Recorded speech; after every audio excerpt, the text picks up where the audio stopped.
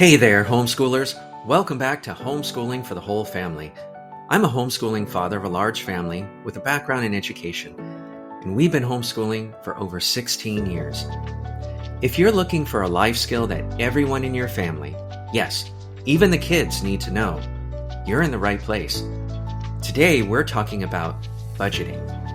Now, don't worry, it's not as boring as it sounds. In fact, budgeting can be empowering, fun, and even a family bonding activity. So grab your notebooks, markers, and maybe a calculator, because we're diving into budgeting basics, financial literacy for the whole family. All right, let's do this. Let's start with the big question. Why is budgeting important? Well, here's the thing. Money isn't just something that we earn and spend. It's a tool. When you learn how to use it wisely, you can make sure that you have enough for the things you need, the things you want, and even for the future. Think about it. Have you ever run out of money before the end of the month or wish that you could save up for a big purchase? Budgeting is the key to solving those problems. And when the whole family gets involved, you're not just teaching kids about money, you're creating good habits that can last a lifetime. So, what exactly is a budget? A budget is basically a plan for how you'll spend and save your money. It's like a map that tells your money where to go, so it doesn't disappear without a trace. A good budget has three main parts. Number one, income. This is the money you earn. For kids, it could be allowance, birthday money, or chores. For adults, it might be your paycheck or other sources of income. Number two, expenses. This is where your money goes. Bills, groceries, fun stuff like toys or movies, and even giving to charity. Number three, savings. This is money that you set aside for the future. It could be for a rainy day, a big purchase, or even retirement. One of the best parts about budgeting is that it can take a different look for everyone, depending on your age and stage in life. For kids, you can start simple. Use jars or envelopes for saving, spending, and giving. For example, if they get $10, they can put $5 in their spending jar, $4 in savings, and $1 in giving. For teens, they can introduce the idea of tracking expenses. Show them how to write down what they spend so that they can see where their money is going. For adults, it's about planning for the bigger picture, like bills, groceries, and even saving for a house or retirement. All right, now let's talk about one of the easiest budgeting methods out there. It's called the 50-30-20 rule. If you're a family of faith, you can divide up your income after your tithe accordingly into the following categories. Here's how it works. 50% of your income goes to needs, things like housing, utilities, groceries, and transportation.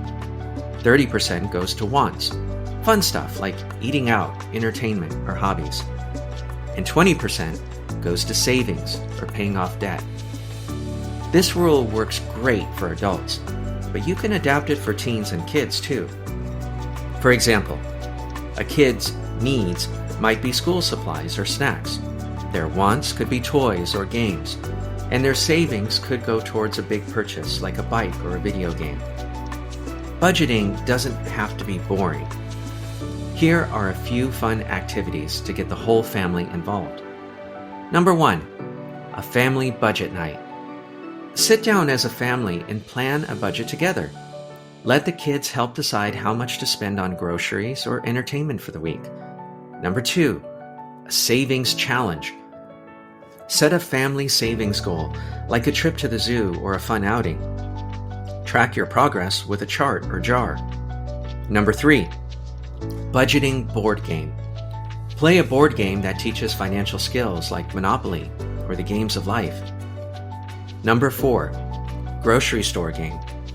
Give your kids a small budget at the grocery store and let them pick out items. It's a great way to teach comparison shopping and staying within the budget. All right, here are a few tips to help your family rock at budgeting. Number one, write it down. Whether it's a notebook, an app, or a spreadsheet, keeping track of your budget makes a huge difference. Number two, Be flexible. Life happens, and budgets sometimes need adjusting, and that's okay. Number 3, celebrate wins. Did you save up for something big or stick to your budget for a whole month? Celebrate as a family. It keeps everyone motivated. And number 4, start small. If you're new to budgeting, don't try to change everything overnight. Focus on one small goal at a time. All right, well, that's it for today's lesson on budgeting basics. I hope you're feeling inspired to start your own family budget if you haven't done so already. Remember, budgeting isn't about saying no to everything. It's about saying yes to what really matters. And so here's your question for the day. What's one thing your family would love to save up for? Please let me know in the comments below. And if you found this video helpful, please don't forget to give it a thumbs up, hit that subscribe button, and share it with your homeschool crew. Thanks for watching, and I'll see you next time on Homeschooling for the Whole Family. Until then, never stop learning. Bye for now.